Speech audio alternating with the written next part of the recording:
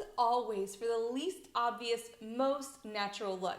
So what happens when you receive a client from another stylist and it's the exact opposite? You're about to find out today.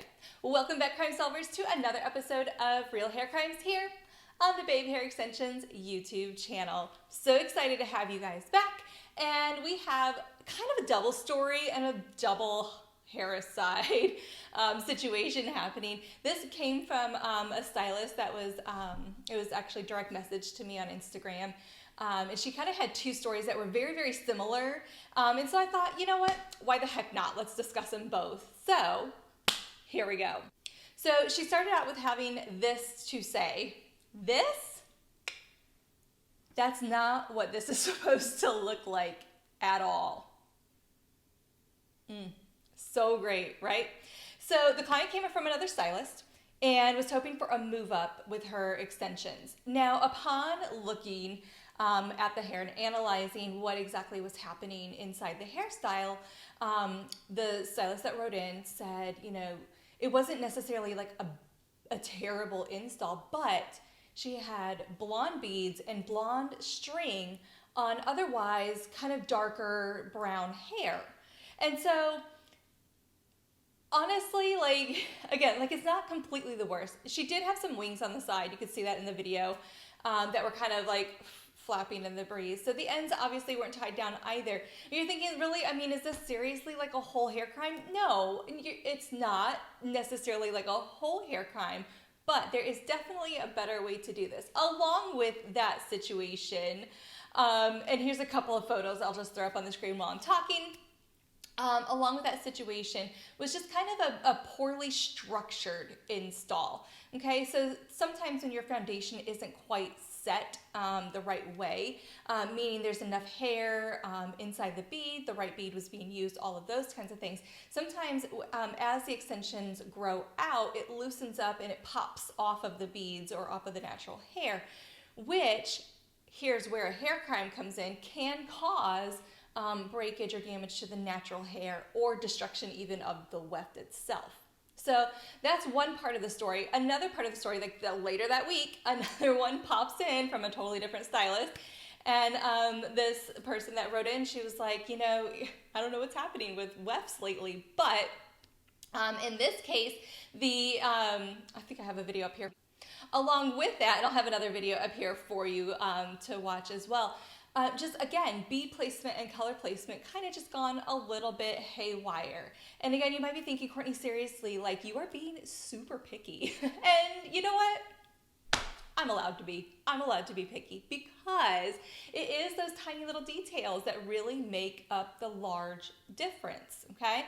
So let's kind of get into all of the hair crimes with this, and there are several. So first thing I want to talk about is bead color. So on the first video, you saw a vanilla colored bead, a blonde bead in darker hair, and also blonde string in darker hair.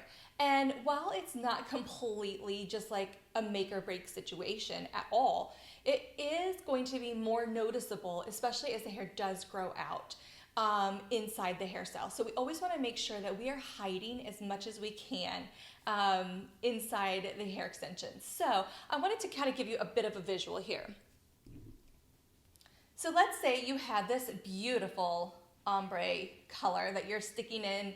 Let's say somebody with like a level 5 kind of dark chocolate brown hair. Okay, can you envision that? So we're gonna put this guy in some dark chocolate hair because we want to give her a bit of a highlight, okay? And so I go to choose this string because guess what? They match, right? But what happens when I put this string inside dark brown hair? It's going to look exactly like those videos that we showed you earlier. It's gonna look very, very visible inside the hair. So if I just switched out my string to a dark chocolate string, and you're thinking, why? When you have this kind of like neutrally blonde, light brown color, why would you go with something darker than this? It matches exactly perfectly. Because at the root area, it will look less visible. So I want to show you what that looks like from our friend that wrote all of this in. When she redid the extensions with a darker string, even on a lighter brown extension, it really hit it much more naturally inside the hairstyle. So That's one hair crime, and how to solve it, you're welcome. Another hair crime is, of course, the bead color. So you don't want the bead color to like look like bugs in the hair. There's no other better way to put it, I don't think. But sometimes the lighter colored beads in darker color hair just, they don't look right. And so we don't want them to look crazy inside the hair. And you're thinking, okay, well, the beads are going to be hidden, like they're underneath the weft. Who cares?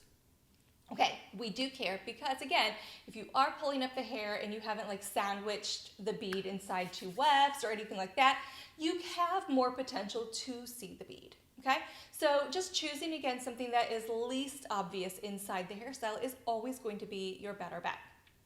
Okay, so that's string and that's bead. Now let's talk a little bit about taping down, if you will, those ends, those wings. Okay, so a lot of times, and this is a very, very common issue within the hair extension world, a lot of people get very like aggravated over the fact that the ends of the hair, like the sides of the hair, they always kind of like pop out of the bead or pop off the string or whatever, and then they're kind of like just winging, they're like hanging out in the hair going, hey. And so it's very frustrating to the client, it's very frustrating to the stylist. So I'm going to demo for you guys a couple different ways that you can stitch down those ends a little bit better. So they stay in their place a lot longer of the wear time. So remember, hand-tied wefts and machine-sewn wefts, they're going to be worn in the hair for approximately 6 to 8 weeks. So we want them to last that whole 6 to 8 weeks before they need to move up without any wings, without any string breakage or anything like that. So I'm going to demo you a couple of those ways. So I've just simply clipped this into the hair so you can kind of see the edges. But a lot of times we have issues right here on this corner edge on both sides of the hair. And this kind of tends to just lift and pop and do all the things. My personal theory is because we like to pull our hair back and we manipulate the sides a little bit more often. So just a couple of considerations when stitching. You may want to stitch kind of back and forth a couple of times to really kind of keep that down. Almost kind of like a sewing machine would. So you could kind of maybe start in the second bead, come forward, and then come backwards again. So it kind of almost essentially double stitches it. You could also place double or even quadruple knots in these two areas to kind of really just give it a little bit more reinforcement. Or also, one of my favorite things is to take your needle and kind of shift it outwards or even backwards, just a little depending on the side of the head. And it kind of helps pull that corner up and in just a little bit tighter. So on that outside edge, just kind of coming up, and instead of going straight up into the air, kind of shifting that out just a little bit to kind of really push that corner in nice and tight. So a couple of different options for you. Whatever you choose to do to seal down the edges is perfectly fine. Just make sure they're sealed down well. So now that you've seen all of those, we've got our string under control now. We have our bead color under control. We have our wings stitched down correctly.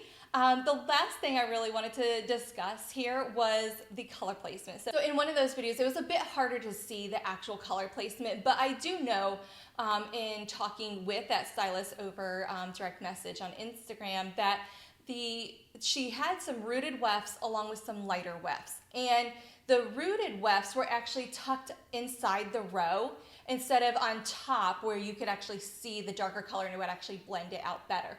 So my suggestion with doing multiple different colors, because we're always like, do multiple different colors, multiple different light settings, y'all know the drill. We've talked a lot about all of that kind of stuff. But when you are using wefts and you're doing different colors, so maybe you are doing something with an ombre or something rooted at the top and then into something lighter, and then you also want to mix a lighter color with it, maybe just a regular highlight low light blend or whatever. You want to take those wefts and you want to push them together and you want to actually clip them inside the hairstyle, and that way you can kind of see, does this actually blend out really well, or do I need to rearrange the color placement prior to stitching them in? That way, once you do go to stitch them in, you already know it's going to be good to go. So my recommendation is always to kind of just hold up the hair or clip it inside the hair. So even maybe if you did your track of beads and then you just kind of clipped it onto the beads and then let all of the hair down, does it match from root to end? Is it the exact desired result that you're looking for? Or do you need to change around your color placement to be a little more effective? for whatever it is that you're doing. So just great considerations, couple little tiny hair crimes, I like to call them my traffic violations, and just different ways to fix it. As always, you're the professional. You can choose to do what you want, but it's always better when you have the least obvious, most natural look in every extension method. What crimes will we come up with next? You're gonna have to wait and see. But until then, if you're a stylist, head on over to babehairextensions.com and check out our online solutions academy, Babe U. Within Babe U, you're gonna find a free collaboration of videos, you're gonna find a monthly subscription collaboration of videos, and a yearly subscription of videos. So you can choose whatever it is that you want to look at and how often you want to view them. And whatever subscription method you want to do. So go check that out if you are a stylist. BabeHairExtensions.com, Babe U, our online solutions academy. We have a whole big file folder of awesome videos for you guys on tips and tricks. Just different things on color placement, on stitching, on tape-ins, beaded, sewn-in, everything. So you can watch till your heart's content. Clients, you may be thinking, Courtney, what do you have for me? Well, you can head on over to our TikTok at Babe Hair for more laughs and learns. You can always check out our Instagram at Babe Hair for different reels, tips and tricks, ideas, and inspiration photos. Clients, make sure your stylists are certified in their extension methods and that they are doing their job well. Don't be afraid to ask questions. Stylists, make sure that you are certified in whatever method that you're wanting to be certified in. So we have single courses on tape, beaded, fusion, and sewn and weft. We also have a 2-day mastery tour, which encompasses all of that, plus a whole bunch of added bonuses. So there's something for everybody. Until next time, crime solvers.